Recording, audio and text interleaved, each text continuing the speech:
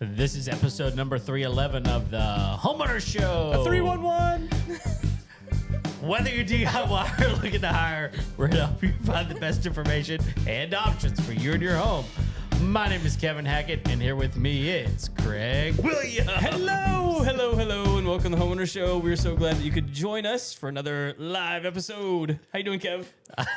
I guess I'm good. I don't know. I don't know what's happening right now. But I yelled 311, and it really threw you off, Yeah, I and was I'm like- kind of loving it. Yeah, no, I have no words. We don't even really know what that's for. No, we don't. What But is it's 311? Like, I like they were a band. Was it? Yeah, Oh, 311. Was that like a boy band? Yeah, well, no, they were alternative. Yeah, I feel like that's the same thing. no, alternative like Nirvana. Really, that's not a boy band. Listen, yes, they were. Okay, They please. did they wear eye makeup? I don't think Nirvana did. They absolutely did. well, that was only when he was high, which was all the time. So they were a boy band. Yeah, Therefore, Yeah, I guess. I mean, guess. Dave Grohl. I mean, like I think he still wears eye makeup. Well, most of them probably do. Yeah. Yeah, So- they're hiding behind something still. So, All right, I got another Bill Burr story. oh great. Yep. Before we do that, though, we got Yeah. a guest. We do have a guest. You want to let everybody know who you are? Yeah. Hi, I'm Malia Wilson, and I'm happy to be here. Yeah, and what do you do?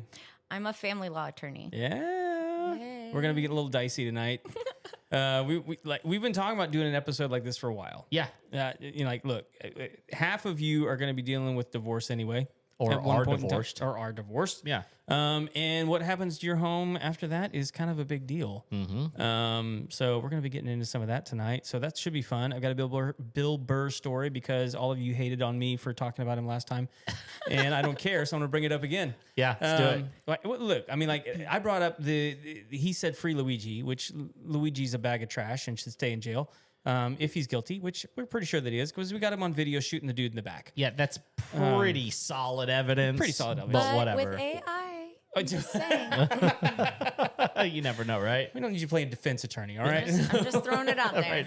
Right. No, Stick that- in your lane. Come on. That We is have fair. trials That is for fair. a reason. Yeah, Just no. saying. Yep, no. Guilt. What is it? Innocent until proven guilty. There Most it Yes, of is. the time. definitely Yep. not guilty until proven. Unless you're Trump. Well, So a whole nother story.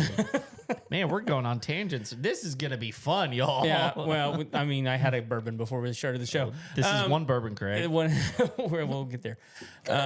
But before we do any of that, Yeah. we got some sponsors. We do have some sponsors. Which one do you want to start with? Whichever one you want, man. All right, Pick your well- favorite. Whoa. And how am I gonna Ooh. make? Well, Don't in do that that. case, I think I'm you should start choosing from the top. always. You better believe that if I'm choosing my favorite in this case, I'm choosing Low Star Appliance Repair because I know who owns that one, and I'm more scared of her than I am Josh. Well, So- it doesn't hurt that she wrangles our guests for us at the live shows. She does. Yeah. She does. And she is the owner of Lone Star Appliance Repair. And here's the deal. If you are a homeowner, you're probably going to have appliances to be repaired. And I was actually talking to someone just the other day, and they were saying, I can either, I'm looking at going to get a new dishwasher. And I was like, why are you looking to get a new dishwasher? And they're like, well, ours is doing this weird thing. And I was like, how do you know you need a new one? And they're like, well, I don't know. And I was like, why don't you just call Lone Star Appliance Repair, let them check it out. It's not going to be that expensive to check it out. And then you would know, can I fix it? Or do I Right. absolutely need a new one? So, I mean, it's just one of those things where most people these days, for whatever reason, we have it set in our minds. It's just easier to buy a new appliance. And honestly, it's not easier. It's not. It is not easier to go searching for all the different brands. You think that like there's a couple of dishwashers out there for you to buy? No, there's like 7,378,000. It's very And specific. Have you seen the well- South Park episode on this? No. Oh no. Where it's I need like to know. today's world and all the people that have gone to college and everything are like living on the streets, and then all of the Oh, is this where like the plumbers or the Yeah, handyman become yeah, like the they're richest the men? billionaires Yes, and I have seen ruling that. Okay, the- yeah, yes. It's It's that is pretty funny. great. Yeah. Yeah. Well, either way, They roll in with their entourage. Yeah. well, I haven't seen it, but and, what I and do. it takes like 3 like months or whatever to get them to come. That's right. Yeah.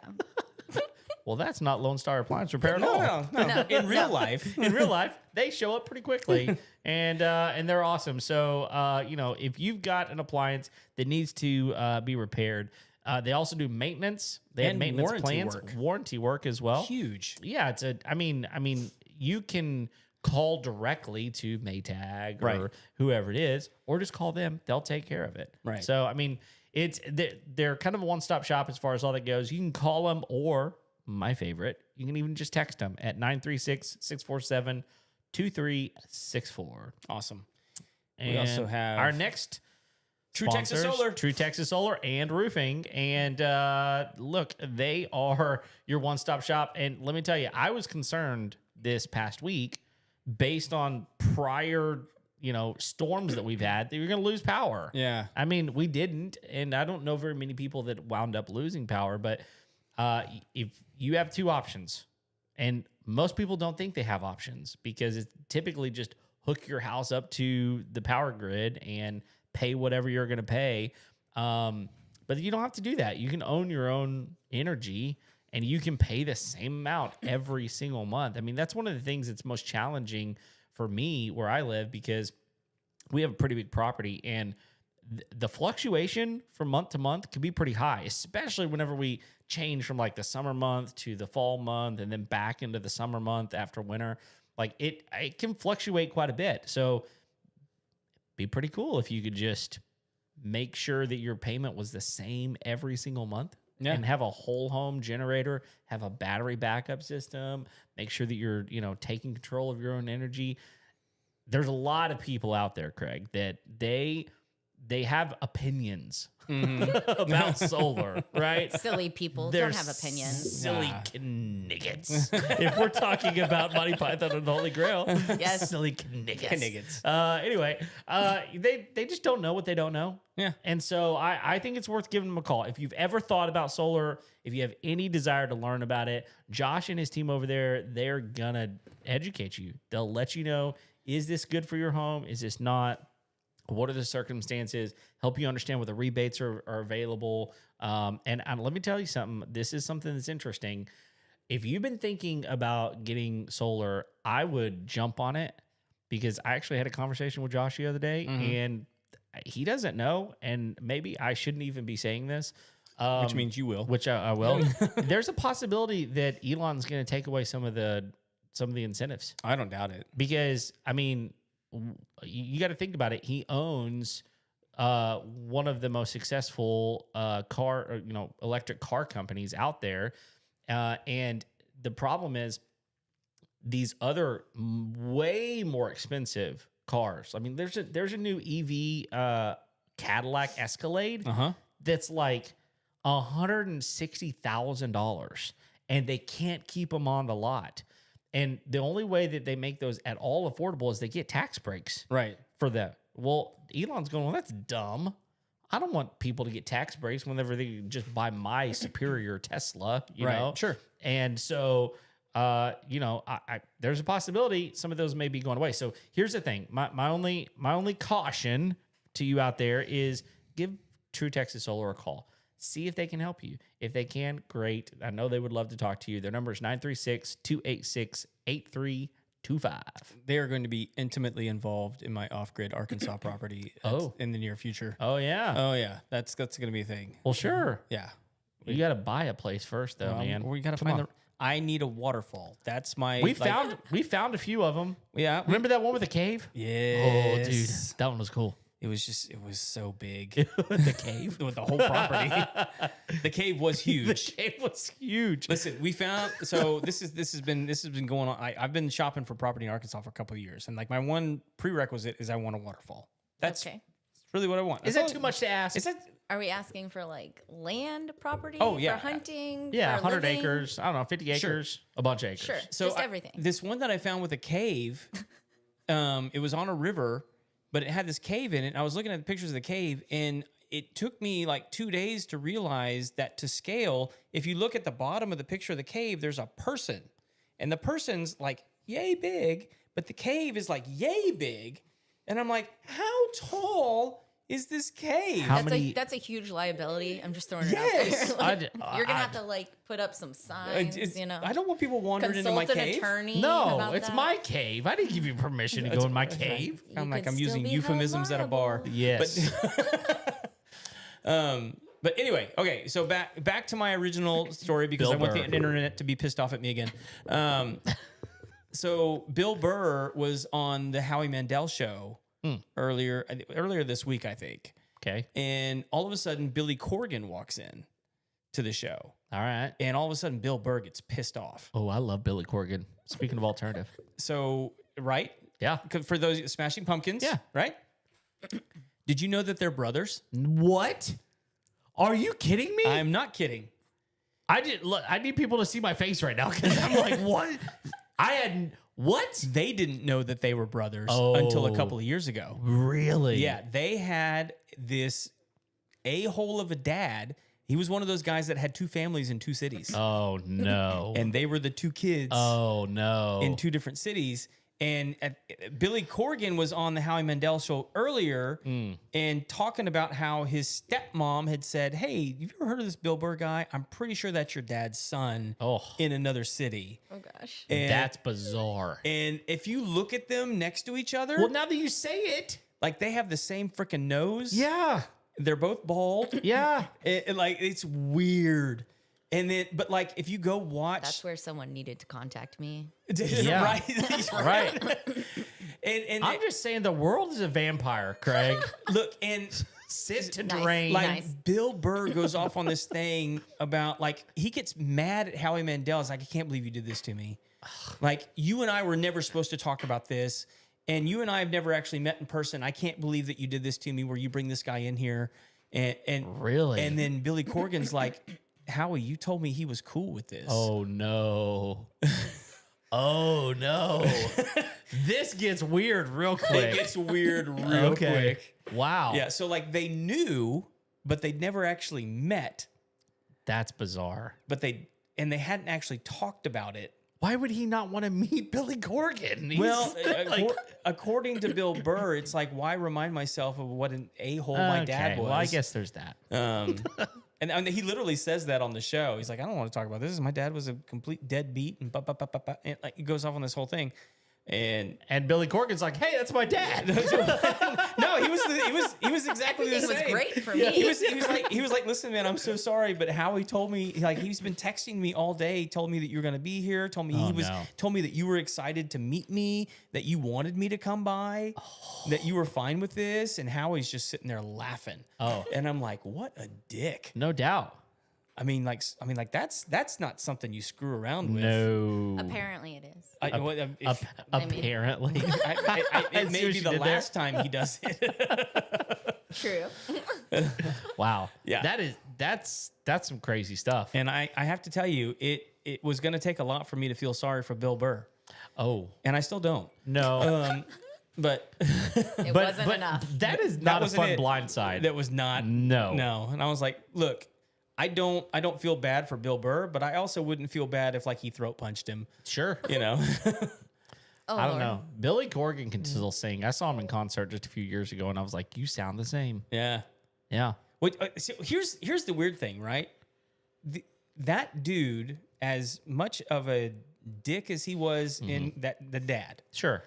like birthed two really talented people. Oh, absolutely, he did. He's got some good DNA. So- something going on. Well, and two very confident people to be Yeah. able to go out and be, celebrities, so to speak. I mean, but like Took a lot of work. in very Yeah. different Hard work. arenas, right? Like one's Yeah. comedy, one's music, and like Yeah.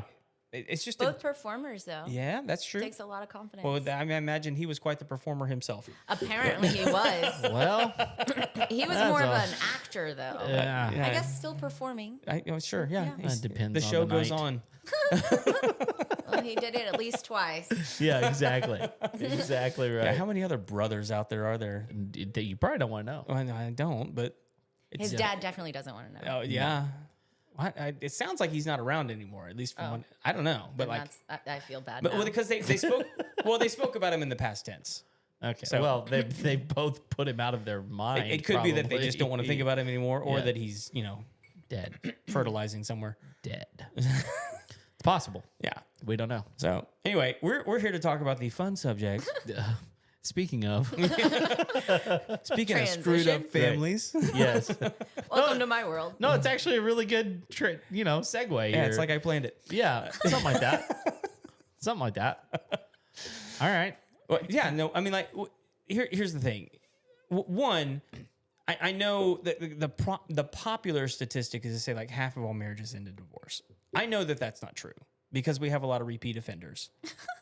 Right? I mean, like statistically, we can't reapply those. It's closer to like 30% or something like that in that neighborhood. I'm not going to do statistics. Sure. Yeah. Um, That's not my field. Well, besides 85% of all statistics, I can't even say it. Statistics are made up on the Made up spot on the spot, anyway. yeah. Yeah. So Yeah.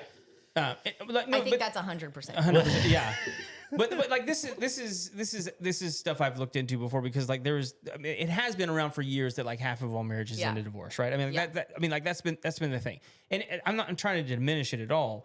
30 to 40% is still stupid high. yeah, it is. It's really, really high. And so like the likelihood that it's going to affect you or someone that you know is very high, Yes. right? Yes.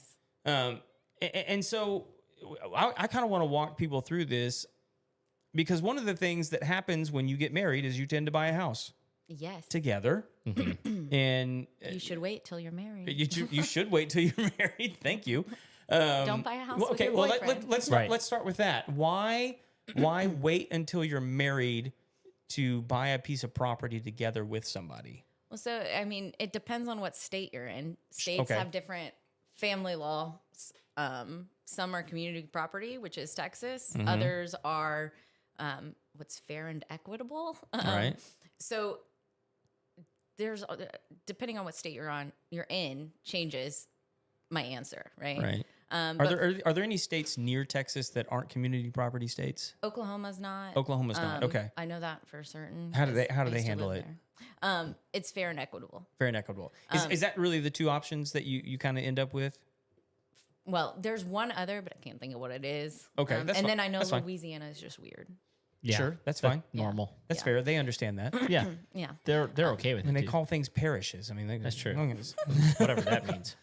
No, but in Texas, because it's community property, if you purchase a property, really anything during a marriage, it's presumed to be owned by both spouses equally, which means that if you're going to sell it or you're going to get divorced, then you can split whatever equity is in the home. Whereas if you buy it prior to marriage, a lot of people will be in a relationship, so they buy a house prior to getting married.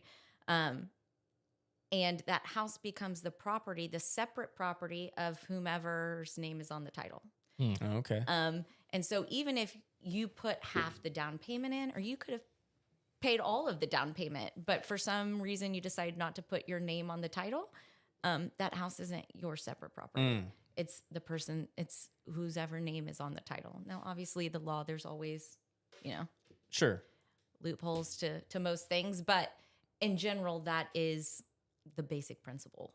Wow. That's something to think about. I mean, there's a lot of things that go into buying property anyway. Right. Whatever it looks like. But just wait, Yeah. right? I mean, Well, but like this is so what I want to ask about is like prenups because a lot of times sometimes you meet somebody that already owns a home, Yes. right? Well, and so again, it depends on what state you're in. In Texas, well, in several states, you can do prenups. And a prenup is great in places like Oklahoma where it's not community, right? Right. Which means that if it was bought prior to marriage or owned prior to marriage, right, it's your separate property. Now you have the burden of proving that the person's saying it's my separate property. But in Texas, that's where you really have to talk to an attorney about what all of your assets are and what your goal is and what you're wanting to protect. Because if it's a house that you own separately, that remains your separate property. If you purchased it prior to the marriage, it doesn't change because you become married. Right. But if you're purchasing a house with someone else, right, and you want that house to be owned by both of you together, that's something separate. And Right. that's where there are lots of different ways to go about it. And in Texas, you can actually do it after you're married as well. You can say, okay, well, basically you're gifting a 50% interest in the property to the other person. So there are different ways to go about it at different times. Right. But let's hope you're getting along, because, you know, if not, Well, and the problem You're is SOL.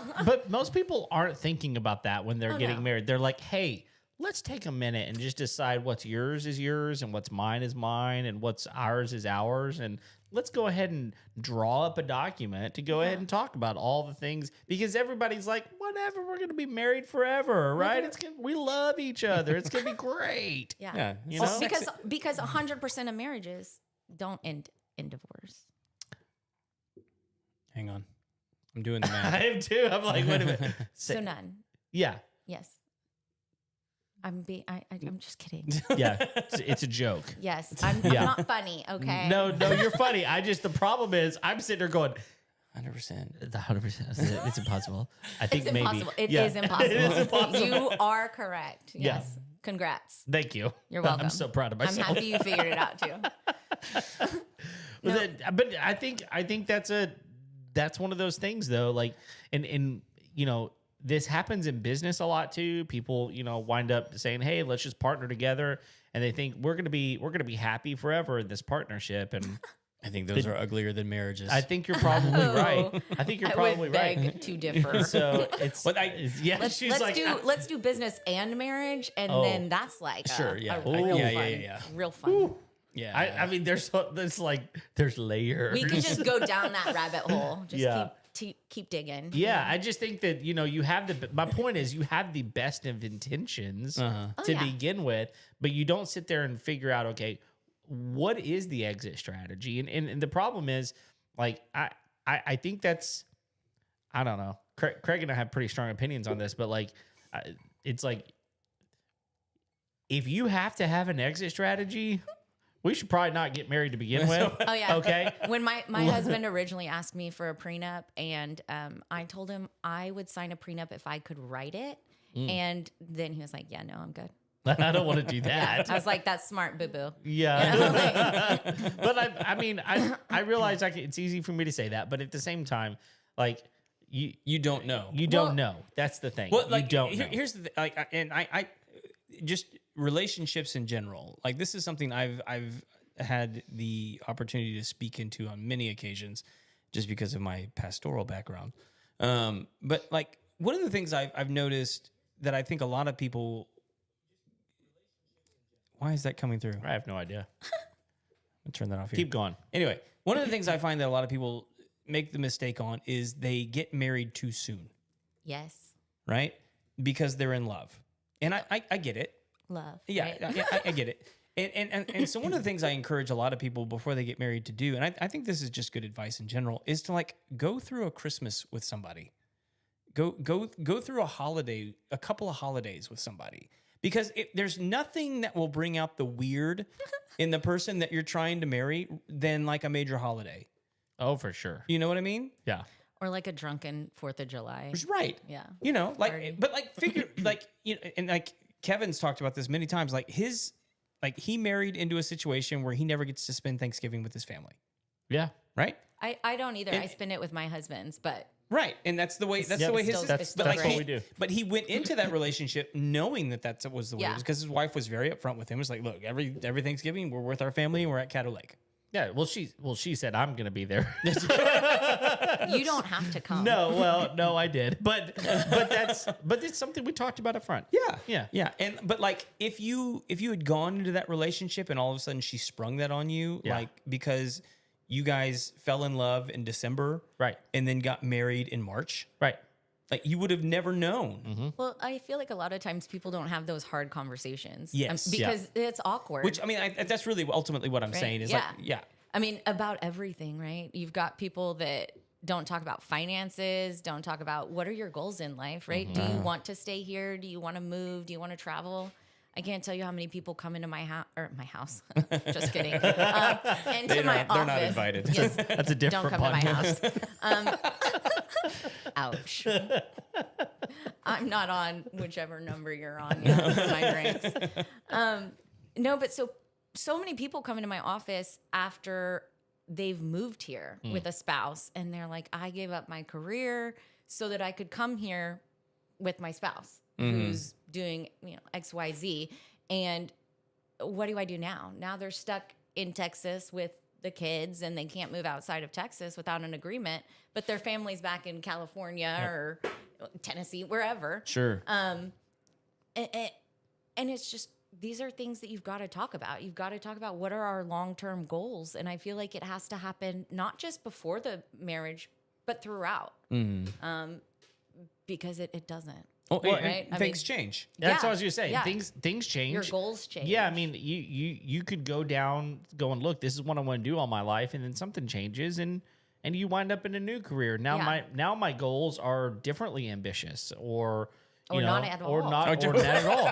Well, that's the other way it could go, right? It's like all of a sudden, I mean, a lot of people don't know how they're going to handle stress and anxiety whenever it enters their life. And so let's say you lose a job for the first time in your life, and you wind up wanting to sit on the couch all day because you're depressed, right? And your spouse is going, I didn't know I was going to have to take care of a child over here. And all of a sudden it's like you wind up with these situations, and I'm just using that as an example. There are numerous situations that you can find yourself in, and all of a sudden it's like, that's not what I agreed to. Yeah. And I want out of this marriage. Yeah. Right. Well, and I think too that today marriage is very much romanticized. And so everyone just thinks marriage is like some fairy tale, and you get married, you have this big, fancy, expensive wedding, and you run off into the sunset. And it's like, just kidding. That's when the work really starts, because you're having to combine everything, especially in Texas, again, because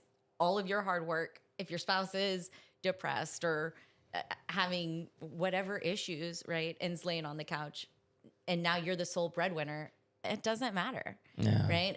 You're saving all the money, and your spouse is going out buying hunting equipment or, purses or whatever it is. Well, there goes your savings, right? It doesn't, you can't do anything about it.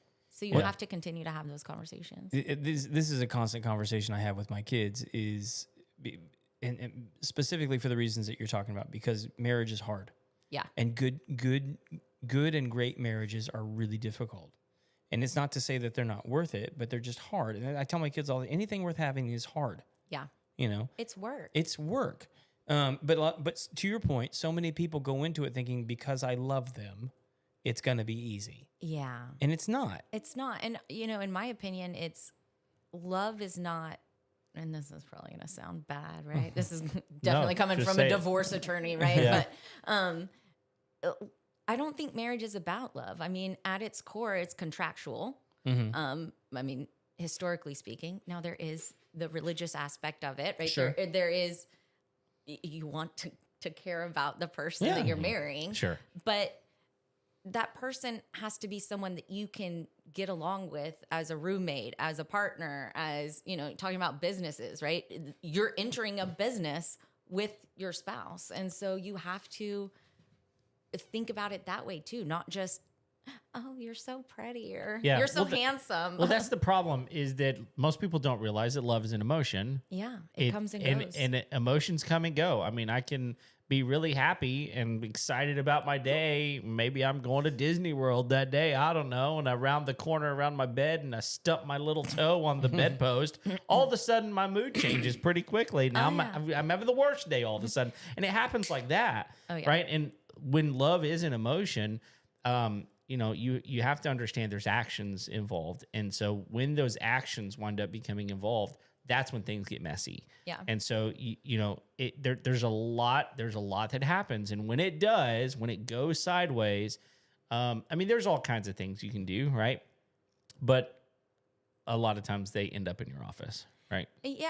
I mean, sometimes they end up in my office, and, it ends up triggering whoever is slacking in the relationship to get their stuff together. I mean, I've had plenty of people that have gone pretty much all the way through a divorce. They've settled their case, and we're working on a final decree for them. And I get a call or an email that, hey, we're getting back together. It's okay. Well, here's the here's bill. what could happen because of that. Yeah. Here's my bill. Please make sure to pay it. Right. But But It happens. But that bill is probably worth paying if they don't actually end up having to go through that. You know what I mean? I mean, I think it's worth paying no matter what. I think that's fair. But you know what I mean? Like if that relationship can be salvaged, if somehow them going through the process and you in a sense almost scaring them straight. And I realize that there's some people that just need to get divorced. Yeah. I'm not like pie in the sky. Like there's some people that just need to get divorced. Yes. But if there's people that can reconcile their differences, and part of that is them going through a process and you making them realize how horrible this is actually going to be. Well, and I think they realize that how much of their life is changing, right? Divorce isn't easy. It is a complete game changer. Right. I mean, your lifestyle for the most part, not with everyone, right? But for the most part, people's lifestyles are changing. If you've got kids, right? Your schedule is changing. Everything is changing. Right. And people aren't used to that. And it can be very scary. And once you realize that, sometimes you realize that's not what you want, right? Yeah. Well, I got a question that just popped up. Our friend Patrick, the mortgage guy. He had a question. I think it's a great question. What are the top 3 reasons for divorce? I get asked this one Yeah. regularly. I think the number one reason people get divorced is lack of respect. And that I can break down into several different Subcategories. subcategories. And that's where I would say those 3 would come from. But lack of respect, I think, is pretty much sums up every divorce. There are people that just stop being in love, right? And so they're like, we're great friends, but we're not meant to be together. Sure. Yeah. That happens, but they're usually not talking to me, or they're just having me draft an order for them. The lack of respect, if there's cheating involved or adultery, right? I consider that lack of respect. For sure. There's a lot of people that are financially controlling. And so I think that's a lack of respect. Because it's manipulative. Yeah. Well, I'm working all day. And for instance, you've got a stay-at-home parent and you've got a person that's working out of the home. The stay-at-home parent, which I could never be. God didn't make me that way. Yeah. They're working all day, taking care of the kids, cleaning the house, feeding, the kids, cooking dinner, whatever. So they're working. It's just a different aspect, right? There's Sure. plenty of people that have a cleaning service. They have maids. They have people that do food prep for them, or they use a company for food prep. All these different things people are paying for that spouse is doing. Daycare, right? That spouse is doing it. Sure. They're transporting the kids to all their activities. But the spouse that's working is saying, no, you don't do anything. You don't deserve any of that. You can be on an allowance, or you can have this because I'm giving it to you. And so it's very much they have to ask for it, or, it's on the conditions of another person. So to me, financial control, I think would be another big one, but they all kind of fall under lack of respect, or just being rude. I mean, you can't, so many people just talk horribly to each other. Yeah. And that's a huge one, because they won't talk. They don't say, here's what's going on, or someone won't listen. Is it like when you say that they talk horribly to each other, is it that they don't communicate, and then when they do, it kind of like boils over into like a disrespectful tone, and you know what I mean? Yeah. So I don't know that I can answer that Sure. accurately, because They're not typically together when you're, right, I'm just seeing the bad stuff. They're not coming to me when things are good. But I do go through a lot of text messages over a lot of years, and I think in general, okay, so like that right there that you just said, I think that's something that a lot of people don't even think about. yeah, don't think about it. Don't think about it. I want your text. You want your text? Yeah. Yeah. Don't delete all your texts, Yes, because keep you them need. all. Yeah. Keep them all. It's good evidence. Yes, I love it. Thank you. Well, but this is the same thing with people who like put stupid things on social media and then wonder why they don't get the job. Oh yeah. You know what I mean? Like, you think that your potential employer is not going to be like going through everything that you've ever posted on social media and. Oh, it's just like going through a divorce and you have pictures of, dancing on a table drunk or, Right, yeah. whatever it may be. It's don't that a good post attorney this. is not going to use that. Right? I mean, I would use it. absolutely, Like, because you're advocating for your client. yeah. Yeah, I mean, when you get everything you can for them. I mean, like, look, you shouldn't have done that. I damn didn't. thing. I didn't make the facts. No. Right. No, you're just presenting presenting the them. facts. Yes. That's it. Yes. Yeah, acquiring and presenting. Yes. Yes. That's it. We're telling a story. Sure. Well, and I think I could tell you guys some stories. I can't. But. well, I think that's one of the things that when it comes to the ugliness of all of this is it is a story. Yes. And it's a story that, guess what? You have painted. Yeah. And whether or not, you're the one that's advocating for the divorce to happen or whether you're, both in it or whatever, it doesn't really matter. The story has been painted by two people. And so then it winds up all coming out. Yeah. And because it does get ugly and it's like, well, let's tell everybody the story. Oh yeah. Going to trial, people don't realize how emotionally, it's not just financially tolling, it is very emotionally tolling because you're going to be grilled. You're going to be, any bad thing that someone could come up with or say about you, whether it's true or not, doesn't really matter. It's still going to be said or could be said. Yeah. And so it's hard. You've got to have a good reason to want to go to go through to trial. And then it's kids too, right? Oh gosh. I was going to ask, how many of them actually go to trial? So a lot of the cases that I handle don't. I feel like the higher the net worth, more of those do. Okay. I also it depends on the facts, right? I feel like at this point I'm still young enough that a lot of the people that don't want to come to me, they're going to other attorneys, which I am fine with because I just go and watch them, right? Yeah. It's a good show. Right? It's great. There are some phenomenal attorneys out there, and some of the cases they handle are wild. And Right. I think more kid issue cases go to trial than anything else. I was going to ask if it's more like to do with children. Yeah, I would say from my experience, more kid issue cases than anything else go to trial. And some of them you're just like, why are we, you have no money. Why Right. are we going to trial over this? And you've got to parent with this person for the rest of your child's life. Right? Yeah, and I don't think also that many parents fully understand what their kids are about to say. Oh, well, I mean, it doesn't necessarily matter. it doesn't. And because I think it's just interesting because it's like, I recently was talking to someone and the question was, does your dad drink?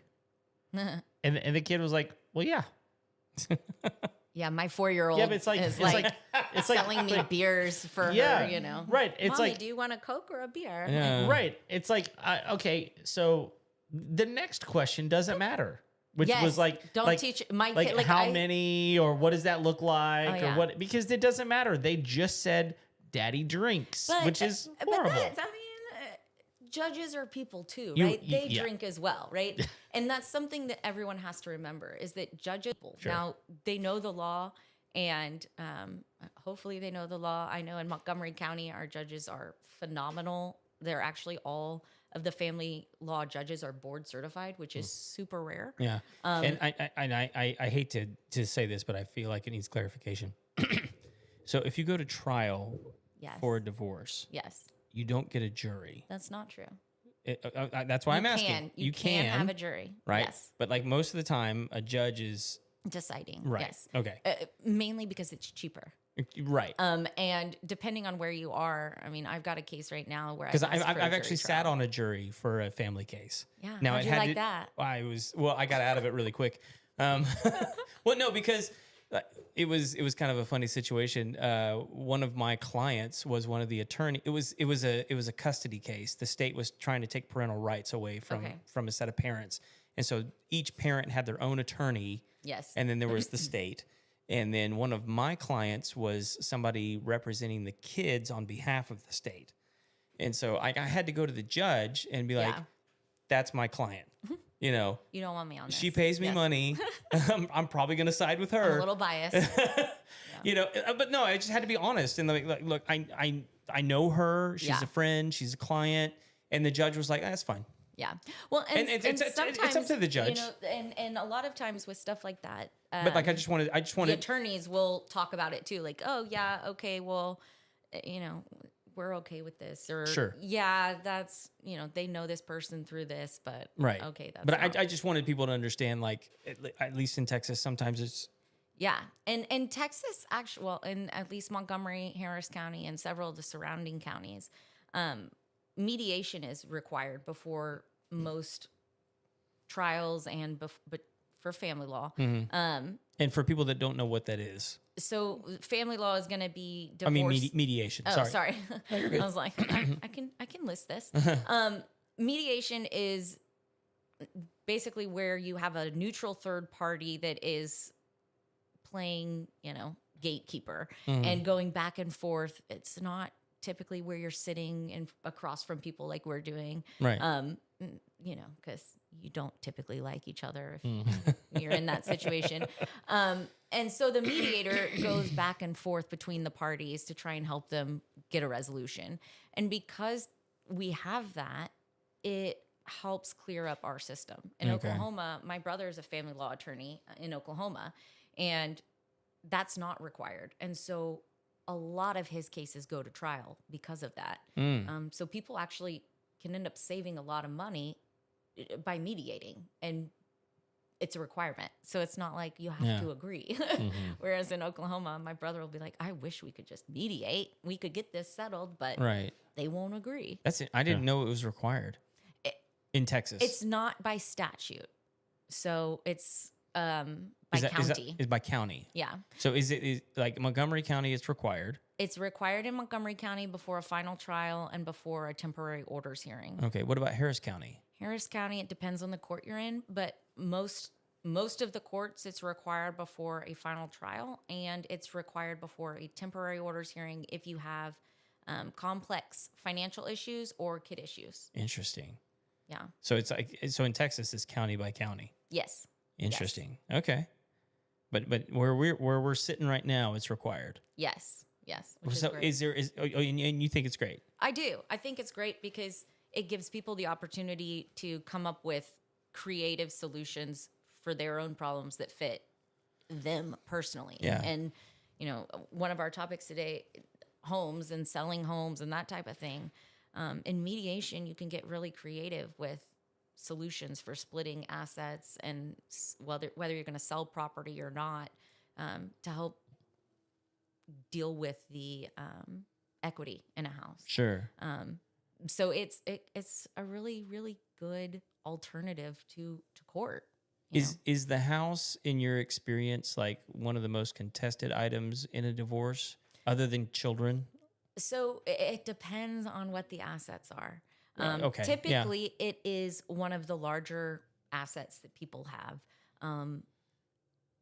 Whether people have a lot of equity in it Right. is a different story. You know, you could have a $800,000 house that you owe $750 on, and it's like, okay, well, that's $50,000. Like we're gonna pay that in closing costs, right? Yeah. So it really depends on the estate. I think that homes are more commonly fought over because of the emotional aspect of them. You know, this is where my family is. This is where my kids grew up. That type of thing versus I want to stay in the house because it's worth something. Sure. Yeah. So yeah, it's not just because of the value. Yeah. It's because of the emotion. yeah, and Yeah. that's what it boils down to most of the time. You know, when I meet with people, you know, I ask them, "Do you want to stay in the house? Because if so, what are you willing to give up to stay in the house? Yeah. You know, and can you afford it? Yeah. Because again, that's lifestyles a big- are that- changing, and sometimes, especially with the interest rates being as high as they are right now, right? It's like, yeah, I don't want to move. I don't want to sell the house because my interest rate's going to be so high. And Right. You mean if they have to go buy something else? Or Yeah. Yeah. Yeah. Okay. Yeah, that makes So- sense. And if you're going to buy something else, you want to get into it right away. You know, Sure. you don't want to be renting and losing money. No, for sure. So let's talk about kids for a minute because I think this is a massive part of so many divorces. Yes. I think that there is a somewhat common understanding that when you have kids, that they're just gonna go with the mom. That at least in Texas, it's always been like, oh, in Texas, the judge highly favors. And this is Why not wouldn't true. you favor us? Well, I'm just asking the question. I mean, Craig, I think come I'm back. pretty great. Come back. I'm just No, kidding. but and I know that this is the case in a lot of other states as well, that this is at least commonly understood. Now, whether that's true or not, I would really like to hear what that looks like because I'm sure there's nuance to everything. Oh yeah. And just like you said and I said earlier, right? Depending on what state you're in matters, depending on what county you're in matters. Personally, I think that in the areas I practice in, I don't see that, right? A lot of the times the judges are looking at the facts of the case, which parent is parenting the most, which one is going to be the best influence on the child. We always say that there's, I shouldn't say always, right? But there's typically a Disneyland parent, the parent that is fun to have around, that doesn't like to get on to the kids or buys them gifts or takes them to do fun things and doesn't make them do their homework, right? That's the Disneyland parent. Yeah. Just because you're the fun parent and your kids are thrilled that they get to see you and they're mad that they have to go to mom or dad's house doesn't mean that other person is going to lose custody, right? Okay. It doesn't mean that Disneyland parent is going to be primary. With that being said, I mean, I always tell people that if I were to get a divorce, my husband would probably get our kid. He's a great dad. We both work long hours, but every night, I mean, I would say more often than me, he's there tucking our daughter in, reading to her each night. Whereas, I mean, that's what we're looking at, especially if both parents are working, right? Who is taking the child to the doctor the most? Who's tucking them in at night? Who's feeding them dinner? Who's making their lunches? Who's helping them with homework? It's a large number of factors, and it's not just that, right? If one parent is going to be financially irresponsible, are they going to be able to provide food for the child? Even if you're getting support, if you're just blowing money left and right, it may not matter. Right. Yeah.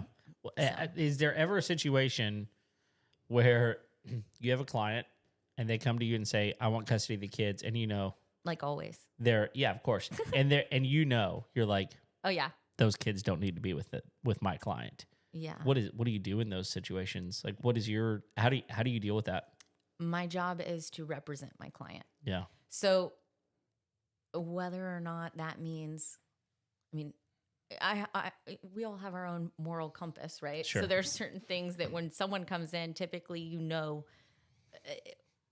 or you have a good idea, this person's, this type of person, right? I don't know how to say that in a nice way. There's but not a nice way. Yeah. You're a good person or you're not, right? Yeah. No, you don't always know that out of the gate, but typically you do. And I mean, I've had clients that have come in and I've told them, look, I can help you with your property, but I can't help you with the kid issues. If you're going to fight on those, then I can't help you with that. Because I don't agree with it. Right. Uh-huh. But if they hire me, typically those people go into it knowing You're gonna be they upfront know. with them. Yeah. I don't like to blow sunshine because you're going through family law. No one likes me anyways, right? Right. Yeah. I'd like you to just not hate me as much at the end. Right. And so yeah, there are times though that you're halfway through a case and you realize, oh, this person might be crazy. In which case, I do have a duty as an officer of the court to make sure that the child's protected, but I also have a duty to my client to try and help them get what they're asking for. Yeah, I mean, there's a big difference in. I don't think these people are great parents, and these people are harmful to their kids. Yeah, that's a and big difference. it's that's a huge difference. That is a huge difference. And when that happens, there's an ethics hotline that you call. Sure. And it's like, I need to talk to someone. Is that for you? Yeah. So for Okay. the bar, the Texas Bar Association, we have an ethics hotline that we can call if we've got questions about like, hey, should I be doing this or is this okay to do? Yeah. Are they actually helpful? Yeah. Really? Yeah. Okay. Yeah. Is that like an independent agency or is it like a nonprofit? Is it a state funded thing? Like I what think it's just through the state. the state bar? The Texas, state bar. Okay. Interesting. I could be lying. No, But I'm pretty that- sure. I actually think that's kind of cool. I mean, like, Oh, yeah. I mean, because I imagine that comes up quite a bit. Well, it does. And another thing, so every year in August, we have. Is it CLE. anonymous? Well, I mean, I guess, yeah. I mean, you don't have to like cite your case No. or anything. You don't have to be like, Yeah. hi. No. I, just- No, I'm like, I call, so they've got my number. I mean, but, I'm just imagining it's like, so I know this guy named John. yeah. Last Bill name Burr. Right? Bill Burr. He's got a dad in another state. Right. And then there's another kid, That's right. It's like He band likes camp. to smash pumpkins, if you know what I'm saying. They're all about Halloween. Yeah, exactly. He's really alternative. right, right. But I'm not going to name names. Yeah. Right. But back to the story.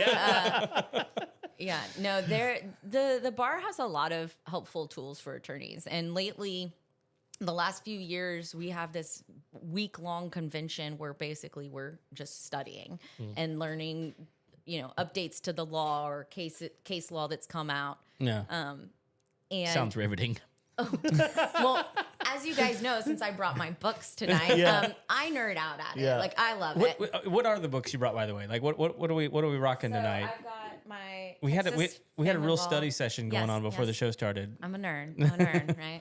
I've got my Texas Family Law Handbook with me, and then my practice guide, Volume 2. Oh, Okay. well. Yes. We got to go to volume 2, obviously. Right. Well, it's the one with volume the. one is just so. it's just like, It's yeah, just, really. It doesn't cover what I need it to. That's Yeah. true. I understand that. Neither did Volume 3. doesn't have words like skibbity. Again, we're back to Monty Python. We're back to Monty Python. Run It's like, thou shalt count to 3. Thou shalt not count to 2 unless proceeding then to 3. 4 is right out. Yeah, 5 is right out. Thou shalt not count to 2, nor shalt thou count to 4. 5 is right out. I prefer So the good. fight me, stand, fight, you coward. Come back, you pansy, I'll bite your legs off.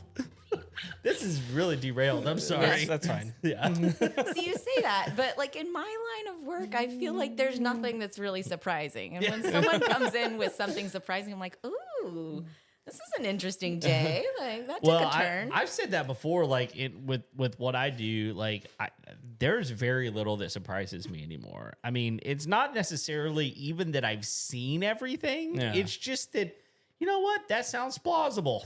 Like, yeah, I've there's seen only- too much. Yeah, of I've too seen- many that's- people. That's it. Yeah. So here's the one I want to know because I was thinking about like what if I had like the giant wooden rabbit from Monty Python? Oh, my like would I goodness. try and keep that in a divorce? Like what's the weirdest? Oh yeah, you would fight to I the would- death. I would over fight to that. the death for that. I mean, I would. It's just sure. Perhaps if we build a large wooden badger. So what do we do now? I want to know what's the weirdest thing you've seen a couple fight over? Oh, that's a good one. Oh Lord. I don't know about the weirdest thing, but I mean, Most people unique. fighting over board games. What? Yeah. What? You Yeah. can buy What, another what do you one. mean fighting over board games? Like who gets which board games? Oh my goodness. Yeah, I was. That's like, in the weeds. I know. I was like, okay, you was can it like Will literally. Wheaton? Was it? Wait. No. Literally, if you could go buy like every board game out there, Right. For what you're paying me an hour and what your spouse is paying their Right. attorney an hour, like. What was well, special it's- about the board it's, game? You know, it's all boils down to sentiment. Like That was it. It was like they just had it for a long time. or yeah, and the other something? person knew they cared about the board games, Oh, and so they That's were what. like, That's where it's bad. It's like that's- Yeah. I know that if I ask for that, it's Yeah. gonna piss you off. Yeah. So I'm gonna ask for it. See, but again, I said this before we started. This is why I'm still married, because I can take out my, anger and aggression through my line of work. Oh, Because that's when good. people are spiteful, you can be like, oh, well, I can be spiteful back. Yeah, that's not hard. Right? Yeah. Yeah. It's really For easy. me, I just remember what it's like to date these days. I see people dating on these apps and like, Oh, yeah, no. I'm like, what? No, I would be a spinster with like some cats. I hate this- cats. I wouldn't be with cats. Here's the thing that I think a lot of But people it'd be don't. better than divorce. Cats would be. Yeah. Yeah, that's fair. Dude, I heard some weird stuff about cats today. Oh, Are we going down another rabbit hole? Yes. Okay. So cat like, hole. like, Is Bill Burr involved? no, not at all. This was actually, I think it was like a Jordan Peterson podcast I was listening to today, and he was talking about how cats, if you can like remove most of their brain, and like they've done these experiments. That seems tell like me more. good, nice, kind. If you remove, PETA agrees. I forget which section of the brain it is that you leave, but if you leave this section of the brain, the cat will actually become more curious and still function. Like they'll eat, they'll still be promiscuous, they'll still Promiscuous. because cats are, It's true. and they'll function pretty much like a cat, What? like 90% of the time. Like So they're just not like jerks anymore? no, Or- I mean, like, but they'll just do most of like what you recognize as normal cat behavior. Yeah, but cats are really weird and they just do stuff like, Well, but, like, this is- you're like, you've got issues, Right. and it's Yes. not missing half its brain. This is So- True. This is things that there's a really great book called The Power of Habit that I read one time, and it was talking about have you read this one? I mean, I've got it on a You bookshelf. got it, okay. It's a fantastic One book. day. It's almost the same. After I finish the handbook, okay. the family law. Volume 2. Yeah. Volume 2. I've we got got 2 like years. a quarter I've of the got way 2 through it years. just tonight. I mean, like, come on. I read fast. It's cute. Anyway, in The Power of Habit, one of the things, and this is an investigative journalist that I forget the name of the author of the book, but anyway, one of the things that he talks about in the book is people with dementia and Alzheimer's, that when they move, because moving for people with dementia and Alzheimer's, it can be very difficult. Yeah. But if you will get them into a routine, even though they can't learn new things, there's a part of their brain that will go into routine mode. Yeah. Well, And they can go on a walk by themselves if they've been going on the same walk every day for like the last month. There's something about the brain that will pick up habits. well, I think it's because, and I'm not that kind of doctor, right? But Amy Farrah Fowler. Yeah. but I think it's a different part of the brain. I mean, and from what I know about Alzheimer's, what I've heard about Alzheimer's is in this glass. right. It's right here. So take it for every single thing I say. It's Yes. 100% correct. Oh, yeah, 100% all the time. Yes, just like statistics. Yes, all the time. No, but it's like you're going backwards in time. So people remember the things from when they're a child, Right. right? Yeah, for yeah, the yeah. longest. And it's like your brain is slowly eating away at the newest memories. But I'm pretty sure it's two different parts of your brain. is, the yeah. habit versus, because it almost, you hear people say, oh, well, that's like second instinct or Yeah. whatever it is. I'm sure that's not how it's said. It's, what is it? Second nature. Second nature. nature. Yeah. Yeah. Yeah. Yeah. Look at I that. like second I'm here for instinct. some reason. Yeah. Yes. Finally found Maybe it. one of us Right. is good with their words.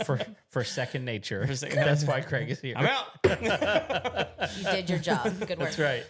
That's right. So man, I feel like there's still dozens and dozens of questions, but one question I've got is from the moment someone says, "Hey, I'm ready to file for divorce," what kind of timeline do most people look at? It depends on what county you're in. Okay, well, we're in Montgomery County, so what kind of timeline should I expect? So typically in Montgomery County, they like to have the cases done within a year.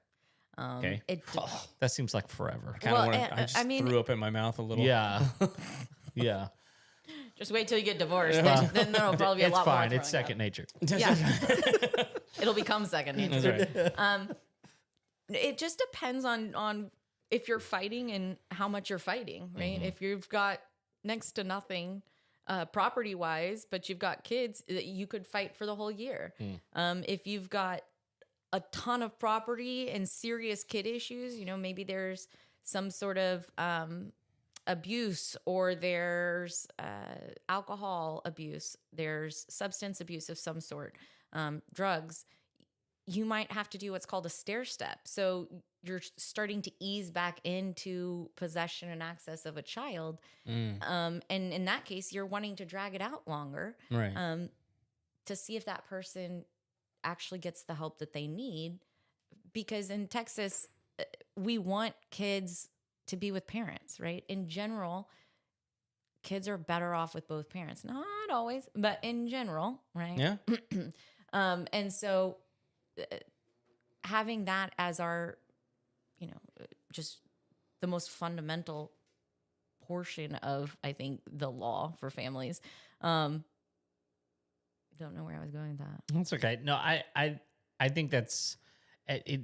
That's kind of what I expect you to say, but the year marker, like, Yeah. That's gross. In That's Harris County, gross. it could be longer than a year. I mean, it could be 2 years. oh my It goodness. just it should be within a year. And but Harris County's huge, right? Yeah. And so, and it also depends on the facts of the case. If you have extreme circumstances that that require more time, right? You may get it. I mean, for me, it's like it grosses me out because once I make a decision to do something, like I'm moving forward. Yeah.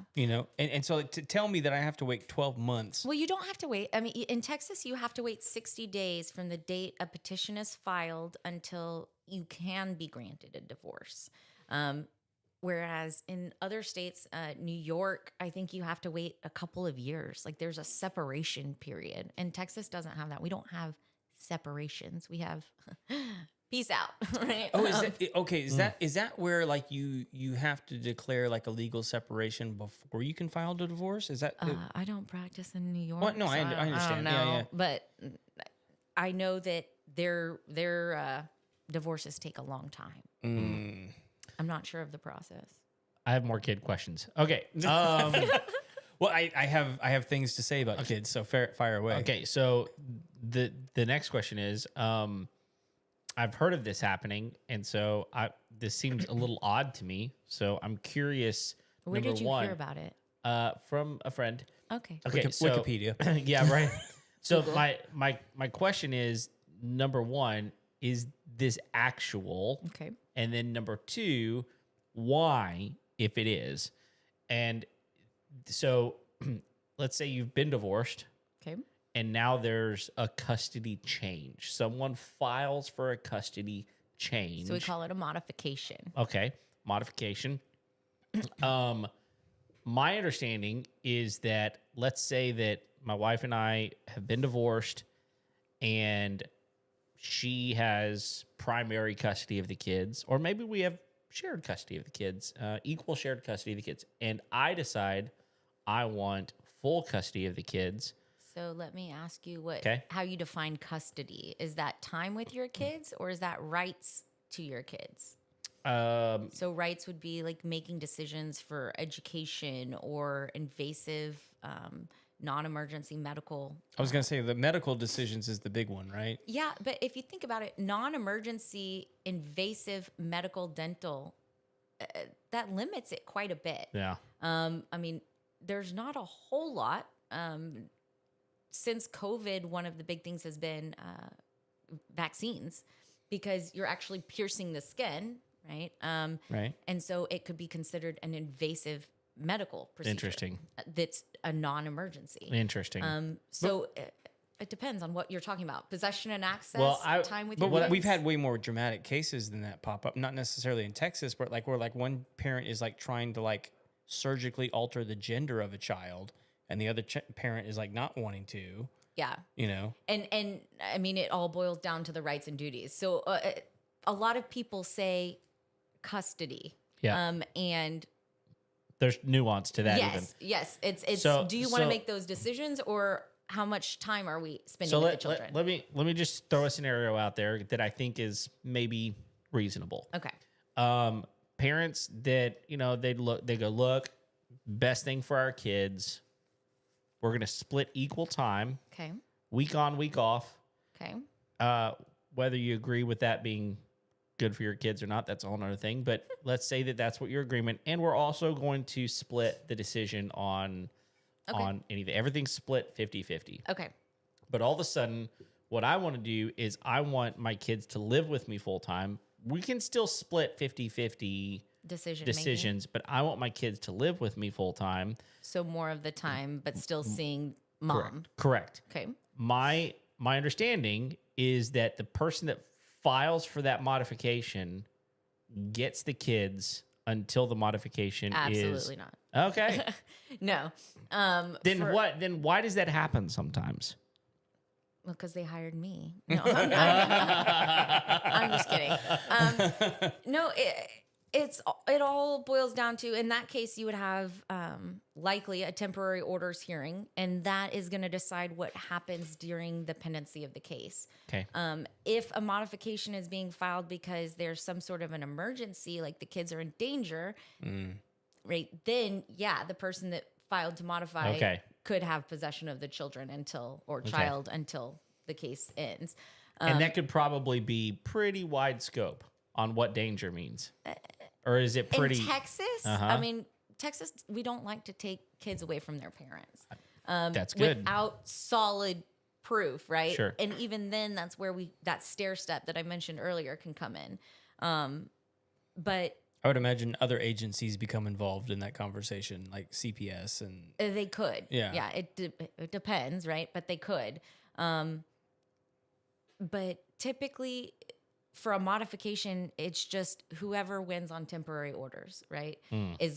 That's what's going to happen. And to modify a prior order, there are certain things you have to have. There has to be a substantial change, a material and substantial change in circumstances. And I feel like the bar for that is pretty low. But to actually change primary, or change the person who designates the primary residence of the child, it takes a lot more. You've got to show that there is basically that there's a serious reason why this child needs neglect, or maybe it's, abuse. Not just that the kid wants to move from dad's house to mom's house. Yeah. I like dad all of a sudden. He's the Disneyland guy now. Yeah. He's taking me to, wherever on vacation, and we're having a lot of fun. Yeah.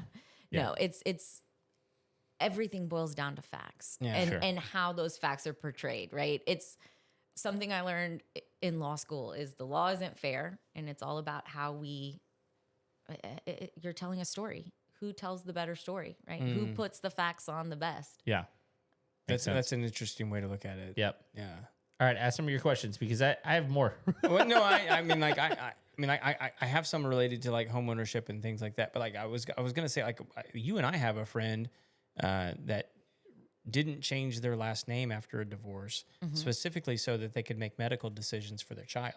So they should still be able to make medical decisions. I know that they should be able to. If they just provide the final decree, or if they weren't married and they have a child with someone else and they have a final order in a suit affecting a parent-child relationship, that order will state that they have those rights. Right. And so...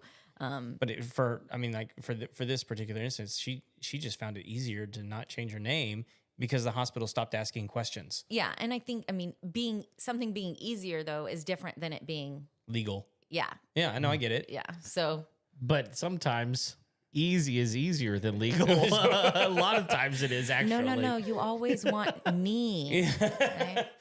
Right. Yeah, I would rather easy than pay you, probably.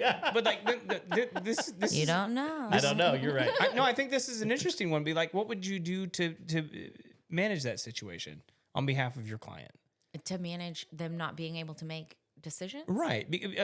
So this specific situation, I don't want to use any names, but like you have a father and a mother that had a child that has some serious medical issues, and the mother gets remarried but doesn't want to change her last name because she wants her last name to match the name of her child, because she's the responsible one that makes good decisions for their child. Yeah. Right? And doesn't want that to be hindered in any way.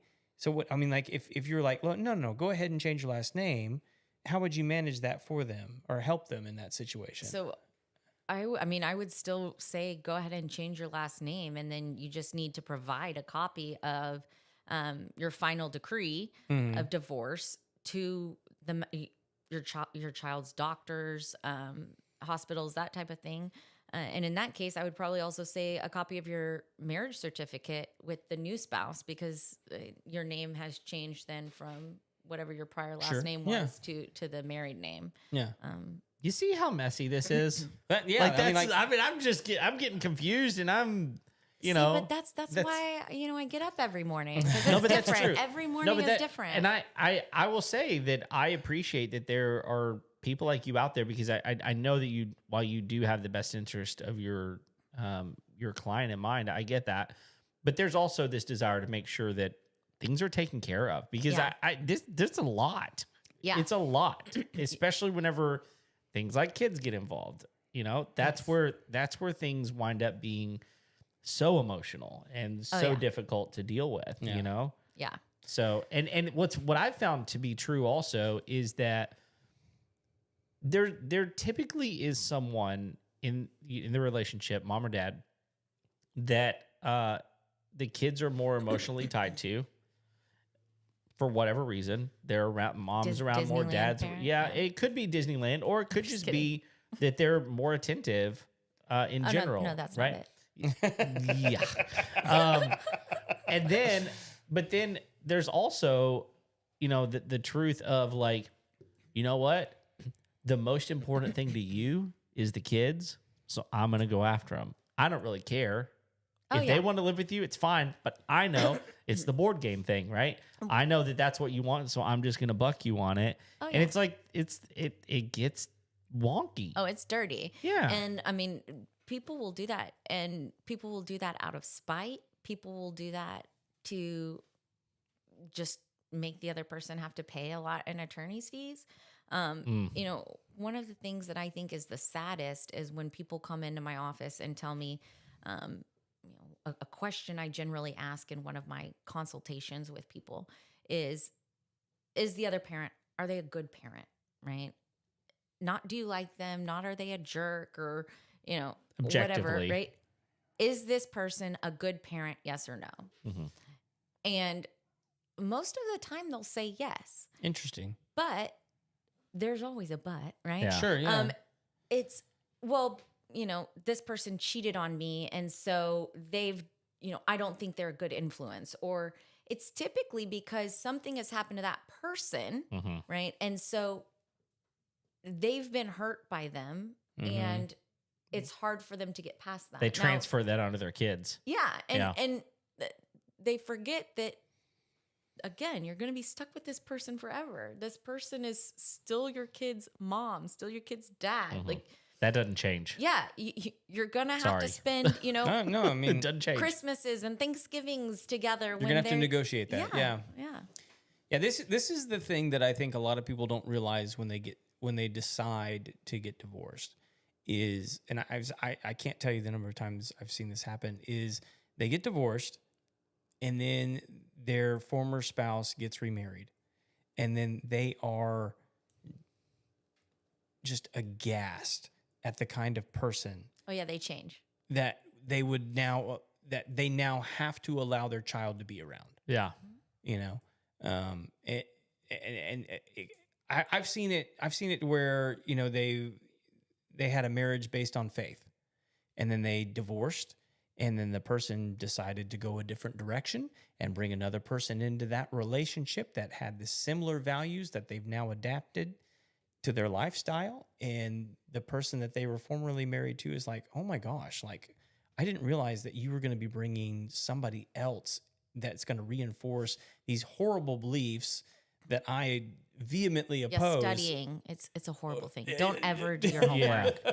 I'm just kidding. No, it's like, but like, it's like, what did you think was going to happen? Well, Right. and that's so planning ahead is part of what I have to advise people on, right? Is it's not just about today and how things are today, but how will things be in 5 years and 10 years? A lot of times people will get remarried or they'll start dating someone new, and you know, they could change. Maybe now they are more involved in the child's life, or they're not, right?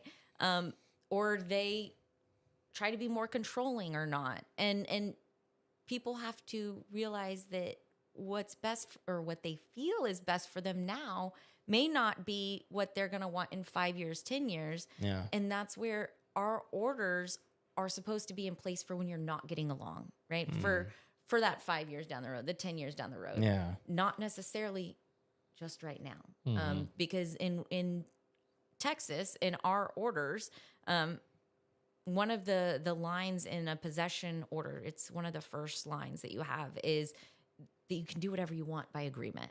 Right. And so that's something I always tell people. If you guys are getting along, great. Do whatever you want. But you need an enforceable order so that when you do get remarried, or he or she gets remarried and now you're not getting along because they're completely different, right? Married a psychopath. Yes, yes. Hey, don't talk about me like that. You're still married. It's fine. Yeah. Then, you know, that's what you're preparing for, is for that Can change. you put stuff into the order that says if No. the person gets remarried? I'm just, no. If You the- started just that no. sentence with Yeah. if. Yeah. Well, like if the person gets remarried, if it's an if, it's no. I mean, When the person gets remarried, I want to have the opportunity to change custody. Can you you do have that? that opportunity because a marriage would be a material and substantial change. Okay. Yeah. So then you modify, right? But you don't want to have to go to court every time Sure. something changes, right? Sure. Just because someone moves or I mean, you do, but they don't. Yeah. yes, you know, Change all the time. Okay, so Yeah. I have some home fight. Yeah. I have some home questions that I think are pretty like FAQ kind of like divorce home kind of stuff. Does it make a difference in a divorce negotiation whether or not you left the home? How long? Sure. Right. So I think it matters. I've had cases where people have left the home because they didn't feel safe, right? And in the case that's coming to my mind, the person was out of the house for several months. And on temporary orders, when we finally got our temporary orders hearing, we were able to get that person back in the house with the children. Just because you leave a home doesn't mean you lose your rights to that home. It's still community property. So In Montgomery County, in Texas. in Texas, In yeah. Texas, If you're moving out of the house, it doesn't mean you no longer have an interest in that property. Now, it could change for purposes of creditors. It could change the type of interest you have. Right. But it doesn't change the property itself and that it is community if you purchased it during the marriage, right? Okay. But it could change whether you're going to get back into the house, right? If you've moved out and you've found an apartment or a house, right? You don't need to go back to the house. You've got a new place set up, right? Right. So that could change. But people come in a lot saying, "Oh, well, I've been told that if I leave, I've abandoned the house." Right. No. Okay. So not a thing here in Texas. Yes, but if you're going to, be an attorney, right? Yeah. If you're going to leave the house, I would recommend talking to an attorney. Absolutely. Okay, so similar scenario. You leave the house, but I think you brought this up earlier. Sometimes people move to new areas and they don't have any connections. Say you're here in Montgomery County, you're living in a home, you don't feel safe, but your family's in Louisiana. Should you go to Louisiana? Has a case been filed? I mean, no, I'm asking you. no, For I don't. your- I have no idea. So I mean, like, Make up a scenario is Yes, what she's in saying. your- no in case, your- no in case has your been filed. example. I'm running home to mama. So you have that right as a parent to go wherever you want. You can take your children anywhere you want Okay. as a parent. Well, okay. So let's get kids out of the equation. I'm in Montgomery County. I have a house here with my husband. I don't feel safe. And I'm not saying who doesn't feel safe, but somebody doesn't feel safe, and they're Spouse one leaves. Spouse one leaves, and they go to Louisiana.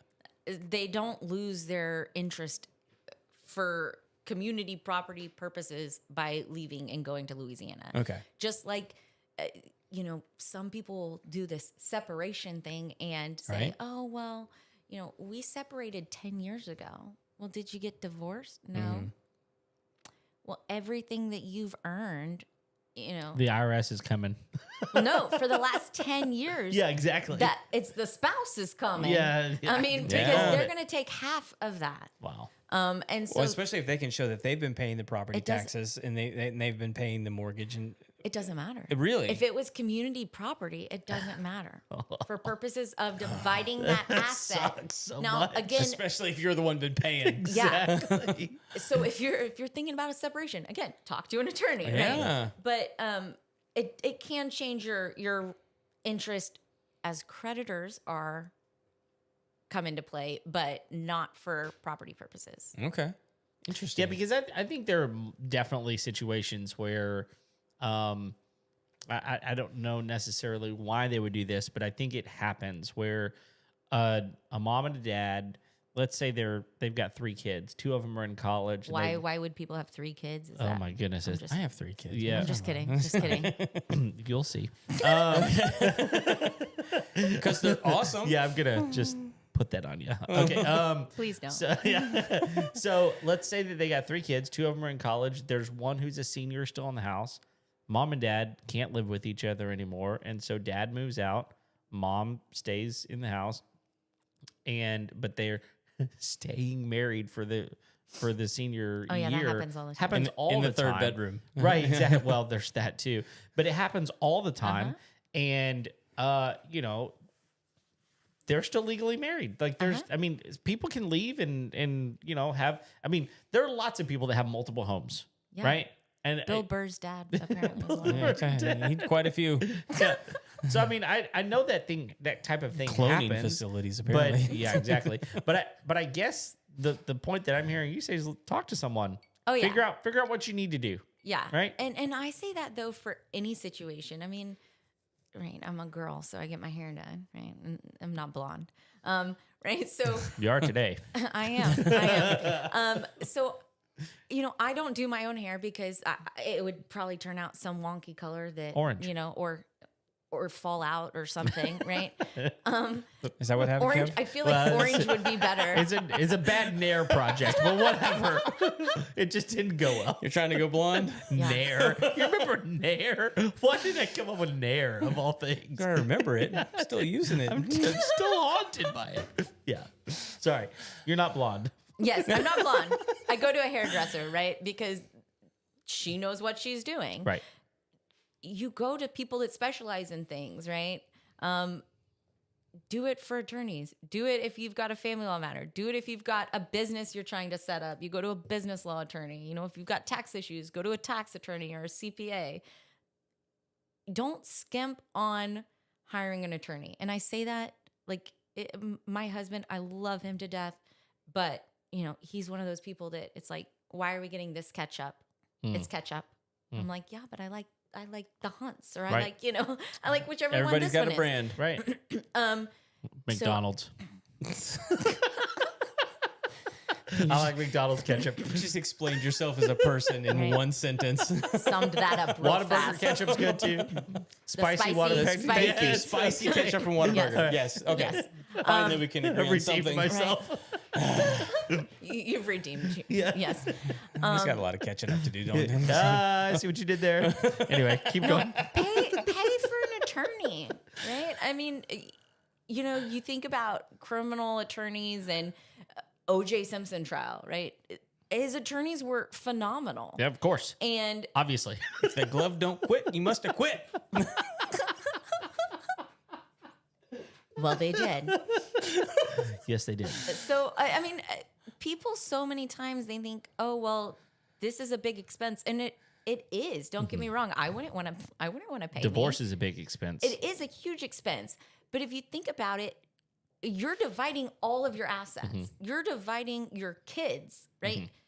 You're going to pay, some people pay thousands of dollars for a purse or for a gun, right? But you won't pay that for an attorney, Right. right? It's priorities. And this is the rest of your life, potentially financially, depending on how old you are, right? Where you are in life. Don't skimp on your attorney. Right? Yeah. I tell my husband all the time, you know, if we got divorced, there are certain people he's not supposed to hire because, you know, I want to screw him, not Right. vice versa. Yeah, of but, course. After the divorce. Right. Sorry. Someone Don't save skimp me. on your attorney. You can't be saved. Well, I too can't. late. No, so like, but I think this does bring me up to another question, and that is like, here's the thing. I want out of marriage. I'm done with this. I don't have a clue to talk to. I'm And clipping someone's that, by gonna the say, way. yeah, right. someone's gonna be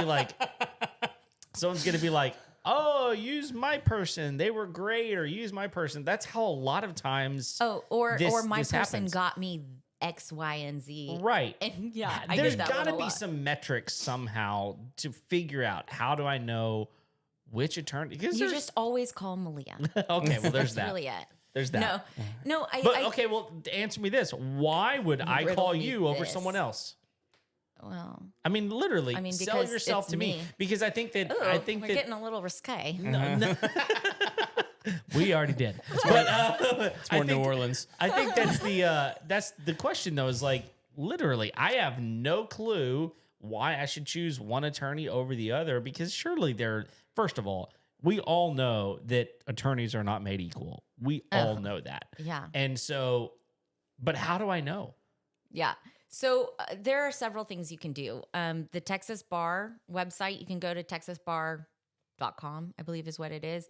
And you can look up an attorney. You can Okay. see, have they been sanctioned? Oh. Do they have any issues, right?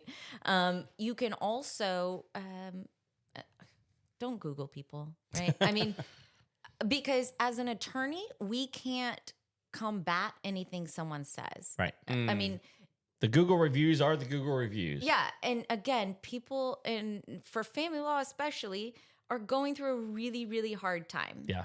And I can tell you that some of my clients listen to me, some of my clients don't, Mm-hmm. right? Yeah.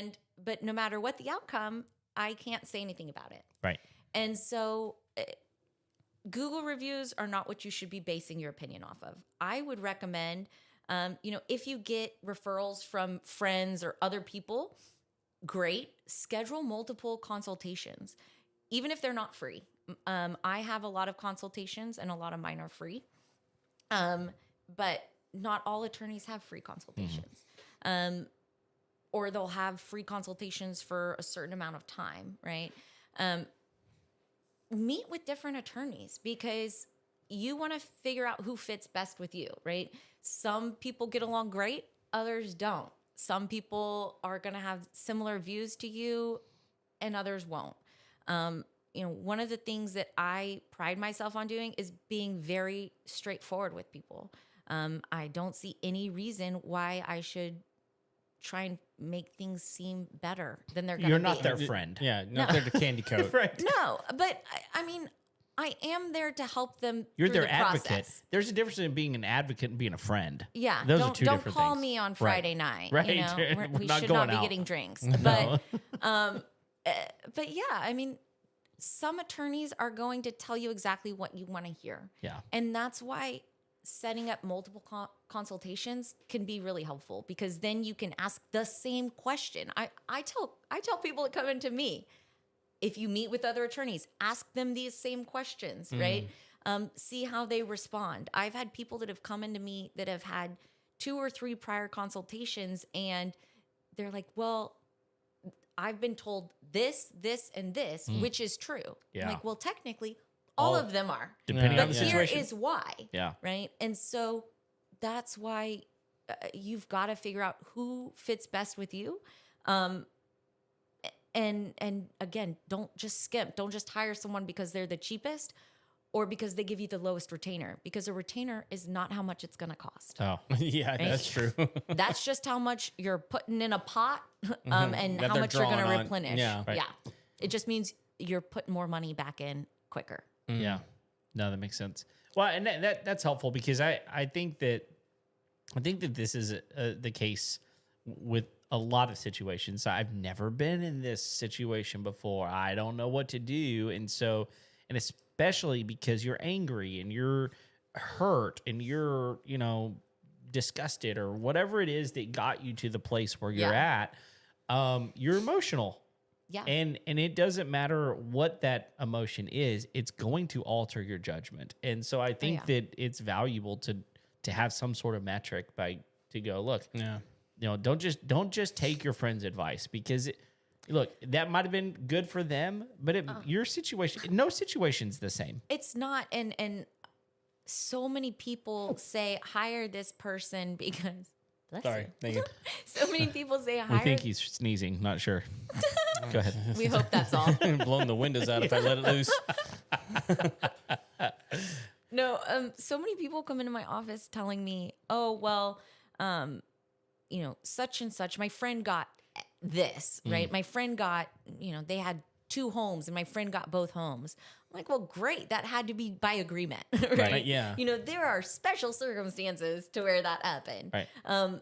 Just because someone else got something doesn't mean that's what the law says you're going to get." Right. Right. And so a lot of times people can get something that could be a great deal for them through mediation. Sure. Right. Or, because with kid issues, you were talking about earlier, I don't remember what it was, but something you said made me think of kids. There's always one parent that, is all about the kids, but there's usually a parent that is more motivated by money. Right. And so, sometimes you can use that to offset. Maybe you get more of the community estate than the other parent, but the other parent gets more time with the kids. Yeah. Right.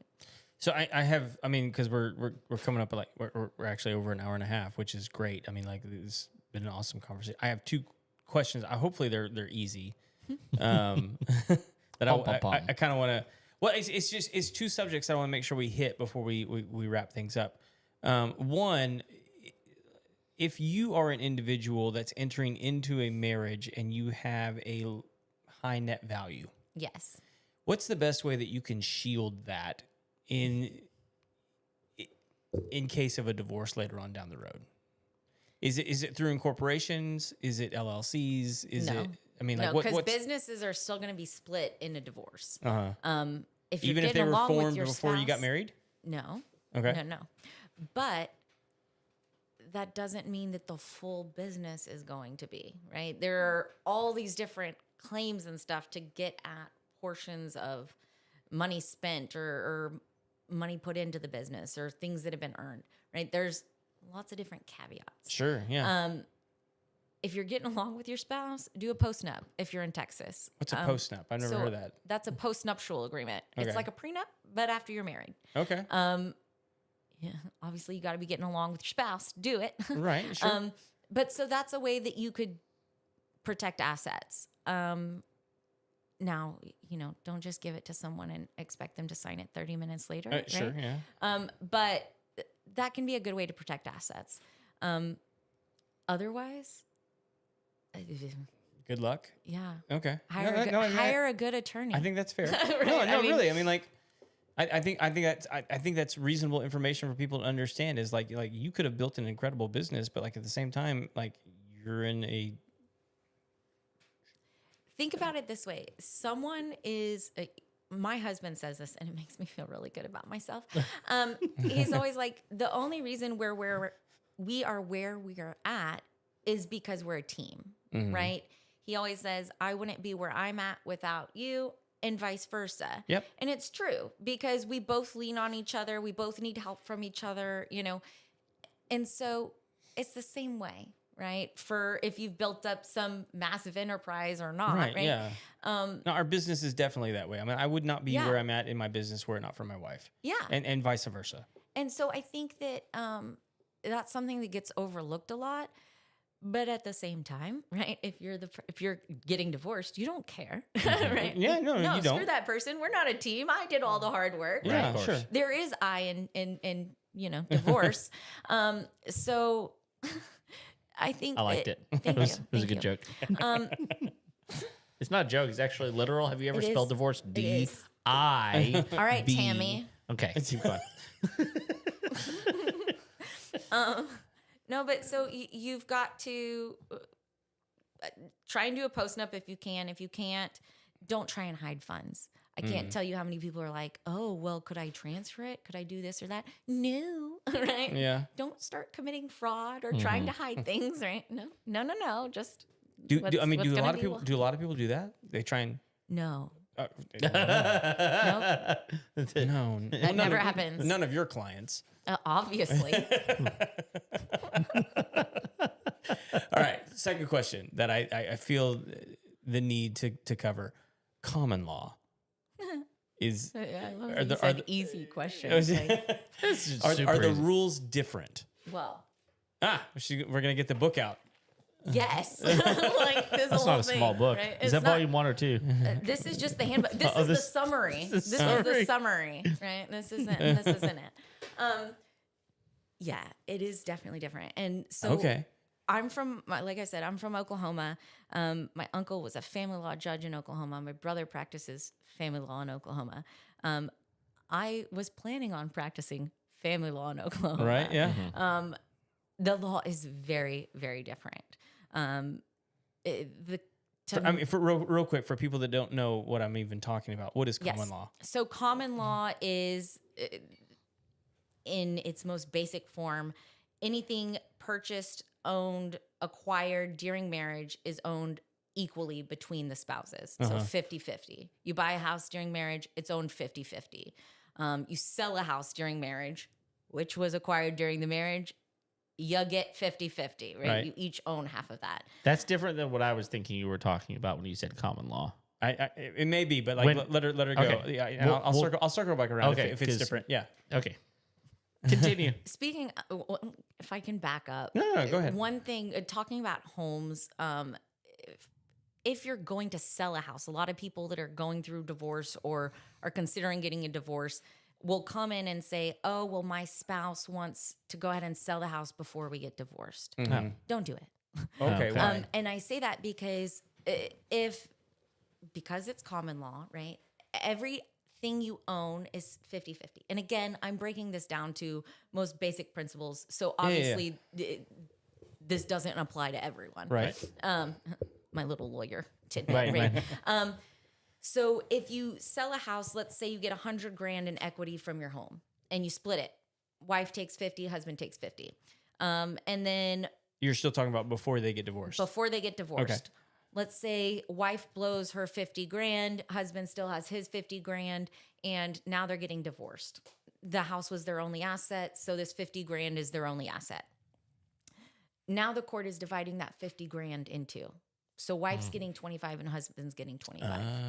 So you just lost out on 25 grand because you split it. Whereas if you're going through a divorce and you do it, right, you could get an agreement put in place to where the funds are held in trust until you guys reach an agreement. Right. There's lots of different things that can be done. But again, talk to an attorney, but don't do it beforehand because in Texas, one spouse can't sell the property without the other spouse's agreement. Okay. So you can get divorced with just one person. You can't sell a house with just one person Right, if you right, own right. it during a marriage. Yeah. No. Okay. So that is very helpful information. What I was actually talking about was common. No, it's fine. Was common law marriage. So like where people have been cohabitating. Oh yeah, I don't even know what I'm thinking. Sorry. No, you're fine. No. That's what I was thinking you were talking about, but But never officially got married, and I don't know what the rule is in Texas anymore about that. 7 Yeah. years maybe. That's what I got in Okay. my head. Well, so Is it? That's what I have in my head. Okay. It may be wrong. So- do you know? I can tell you in just a It's second. just It's like Talk amongst yourselves. right? No, but so common law actually recently became harder to prove. Common law marriage, if I can't remember the exact number of years, I can tell you in a second. But if you have ceased living together, I believe it's for 2 years, okay. then the common law marriage presumption goes away. Okay. And for common law marriage, you have to have actually held yourself out as married, both people, to other people. Oh, like said it out loud. Yeah, So so you need you're- witnesses. And, Yeah, okay. you're going to events and saying, introducing, This is hey, my wife. This This is my husband. Yeah. Okay. Yeah. And you have to have intended to be married. So if you are engaged, you weren't ever common law married, right? Okay.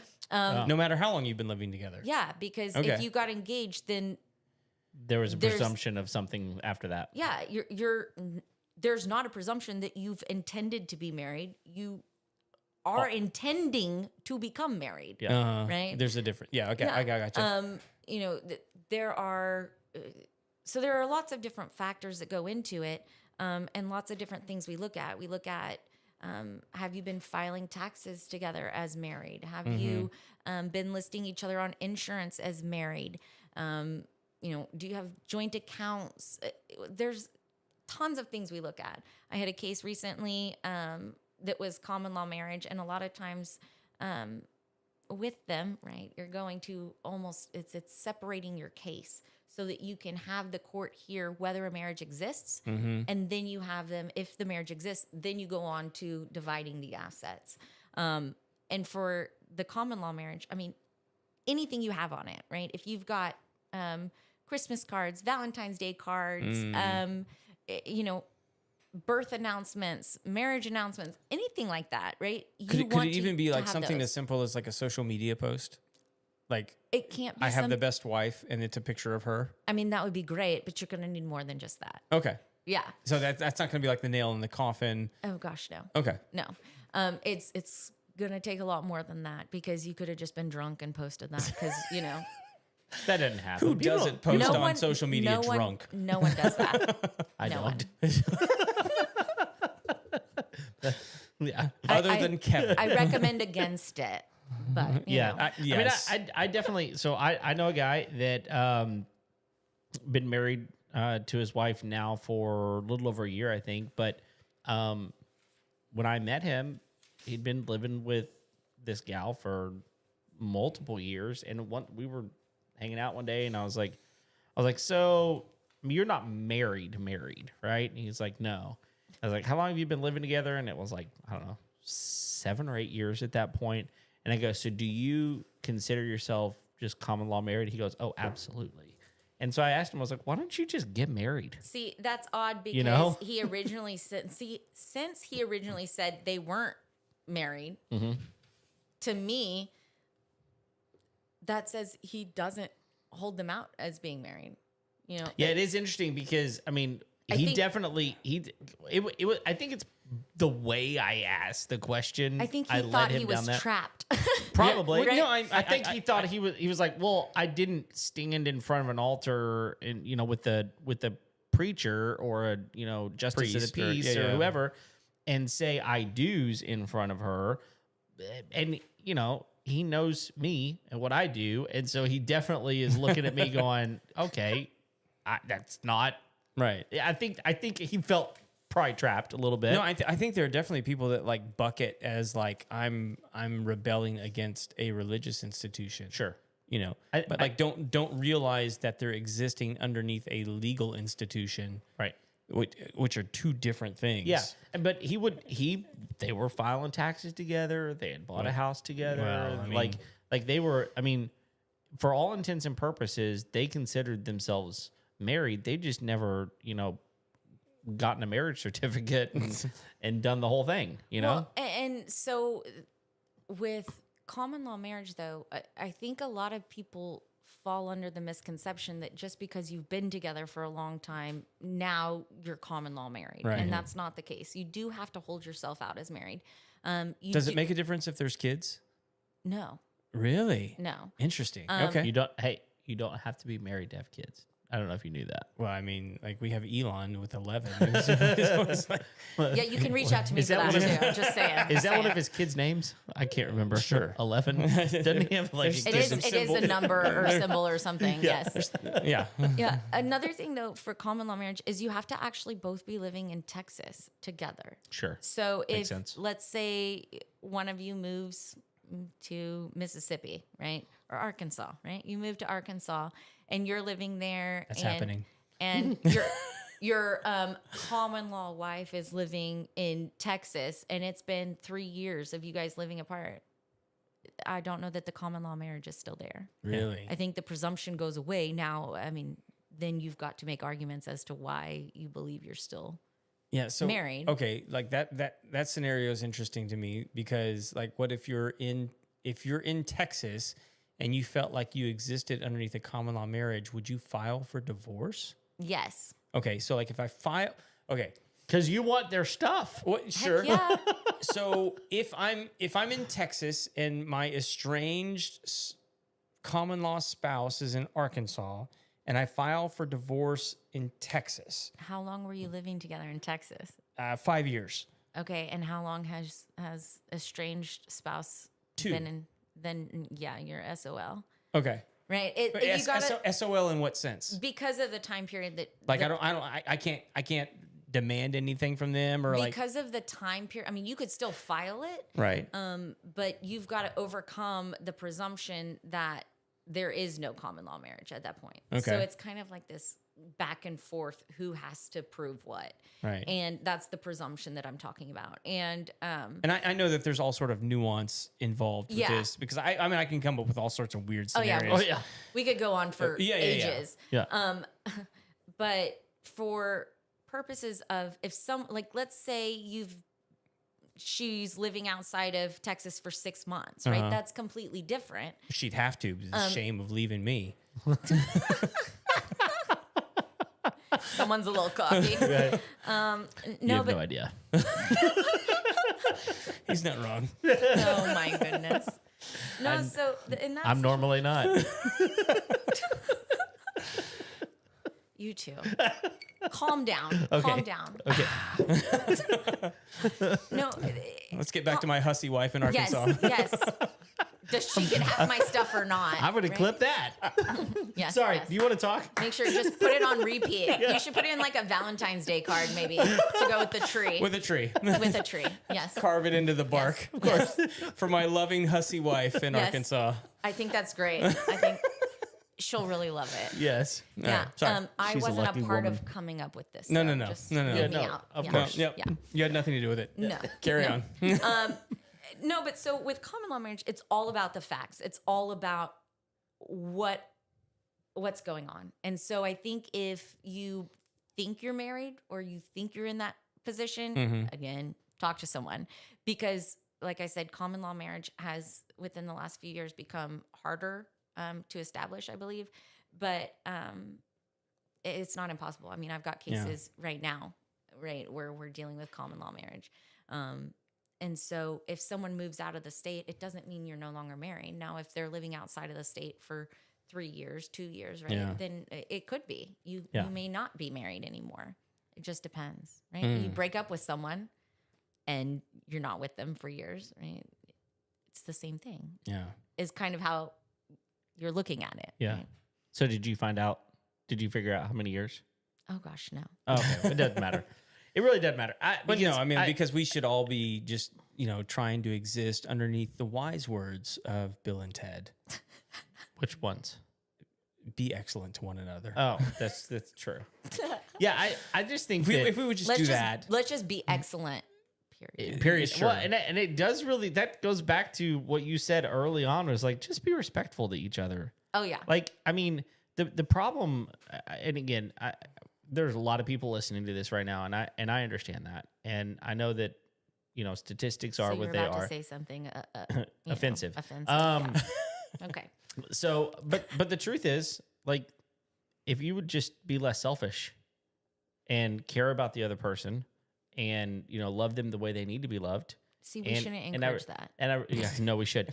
And the thing is, like, I realize there is so many circumstances that doesn't fit, especially when there's abuse or when there's significant changes that are happening. I understand there's a lot of things I didn't agree to that, whatever. But I also look at it and go, it's funny to me. It was really funny to me whenever you're like, look, one person can get, make the Divorced. divorce. Yeah. You get divorced, but a house, it takes two people. And I'm like, didn't two people make a vow? Yeah. Like, do vows not matter anymore? Does a covenant not matter anymore? Because See, but that's where you're getting emotional, right? no, I'm not it's getting a emotional at contract. all. It's a contract. But to me, that's the contract. Like, it still takes, you know, it's a house contract, it's a marriage contract, But like, those can all be broken by one person. but not a house contract. You just said it can be broken, but not sold. Okay, so there's a difference in selling and broken. Yeah, I mean, I could, throw lots of things at the walls and stuff. But so here's the thing with love, and I heard you talking about this earlier, Kevin. You were talking about love as an emotion. I don't think of love as an emotion. I think of love as a decision. I agree. Yeah. And because so many times people think about things in opposites. Because if I say what's the opposite of love, most people are going to say what? Oh, hate. That's Hate, what they would say. right? Which I don't think of. I don't think of hate as the opposite of love. The opposite of love to me is apathy. Not loving. Right, literally. Like I know it's like using the word in its definition, but it's kind of like true, right? Let me get a thesaurus. But Yeah. it's a different thing altogether, right? It's not caring, Yeah. at all. Yeah. Hate is a vehement like distaste for something, Yeah. whereas apathy is just like I don't care. Yeah. And that to me is the opposite of love because you've stopped, making Having an the- interest. Yeah, you've stopped having an interest. You've stopped making the decision to care about this person. Whereas apathy, you've made the decision to not care about this Sure. person. And that's why I think it becomes even more ugly to a certain degree because like hate you can almost understand. Apathy is like way more hurtful Sure. to a certain degree. Yeah. And It's like you're not worth the time. yeah, hate like you actually have to put some energy into. Yeah. That takes a little bit of work. It does happen quite often, though, Oh, I have plenty of clients. Oh, that sure. Yeah, no, hate their no, spouse. I mean, I'm sure. Well, I think you can also, carry two stones in your pocket. yeah. Like you can hate and be apathetic towards somebody at the same time. Yeah. Yeah. So yeah, that's why I think, but like so I don't want to let anybody off the hook is what I'm trying to say is like everybody makes a decision. Oh, yeah.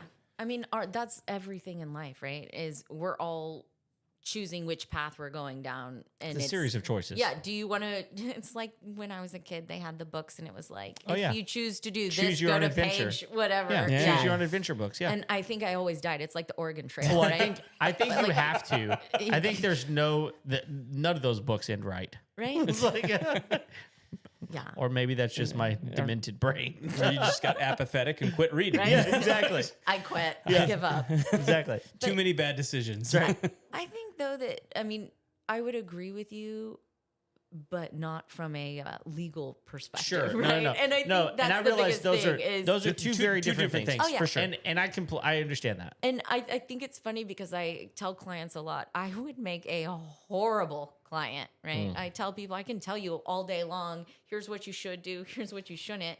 But kind of like we said at the very beginning, you don't go into a marriage planning to get divorced. Right. You don't go into a relationship planning to have a kid, right? You're not spending your whole life preparing for the worst case scenarios. And if you Right. are, you're probably, having Miserable a to be around. miserable Yeah, life. right. Yeah. And so I do things all the time I probably shouldn't, right? And I'm like, don't say anything, Yeah. Yeah. But that doesn't mean that I think that just humanizes us. And that's something that I try to be upfront with my clients about is, what you're doing, might not have been the best decision, but I can't say I wouldn't have done the same Yeah, thing, right? yeah, I mean, yeah. Here we are. yeah. And that doesn't, I think that's something that people have to remember as well, though, is just because you've done something or you're getting divorced, that type of thing, it doesn't make you a bad person, right? It just, that's what all of the different choices or paths you've gone down, that's where you're at now. And I think you just have to figure out how can you be happy at this point? Yeah. What do you need? What does your family need to be the best you can be for your family Moving to be the forward. best? Yeah. That when you said like at least in our county that most people should expect that a divorce takes about 12 months. And no, that's know, a max. I understand. So- Yeah. But like even if it took 6, right? I mean, like let's cut it in half. It's a lot of time. I would imagine most people have been thinking about it for 12 to 24 months. Yes. You know what I mean? Yeah. And so like when you finally arrive at okay, this is what I need to do. Now you're looking at another 6 to 12 months in front of you. And that's when the real fighting usually starts, right?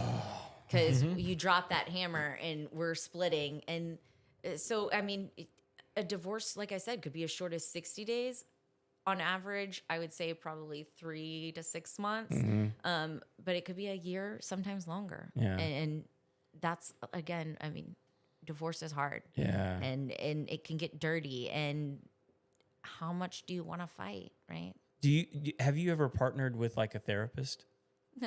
Not During for a not case- for, not for you. Not for you. I That's need an a awful- lot of therapy. No, I mean, like, no. I'm wondering if it's in your client's best interest sometimes to have somebody help them with like their mental health. So pretty much anyone going through a family law matter, whether it's a modification or setting up an original order for child divorce, I always recommend people or their kids talk to someone, Yeah. right? My job isn't to help you emotionally. Yeah. It's to help you legally. And like we mentioned earlier, right? It's not always the same thing. Just because I'm telling you to do something doesn't mean it's easy to do. It doesn't mean it's what you want to do. Yeah. But sometimes I just need you to realize it's what you need to do. For your financial stability or whatever it may be. And talking to a therapist, I don't ever partner with any therapist, in particular, but I do tell people, seek out someone, speak with someone. Yeah. Just like, meeting with different attorneys, do Sure. the same thing with therapists. Yeah. Find someone that fits for you. Yeah. Because you're not going to be that person.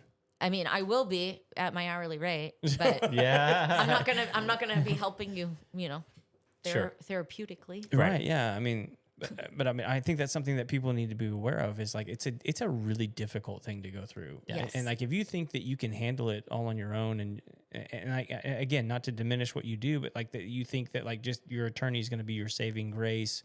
That's not their job. Your It's not. mental health person Yeah. going through this, because like I mean like that's part of it. Well, and I can't do my job if you're not helping me. I mean, if my You're not thinking clients- clearly? if- Yeah. if they're not thinking clearly, if they're not getting me documents, if they're not responding to things, I can only work with what you give me. Mm. And so if you don't give me anything, I can go to court and I can be like, objection, this Yeah. shouldn't come in for this reason, but you're tying my hands, And so having the therapy, having someone to help you Yeah.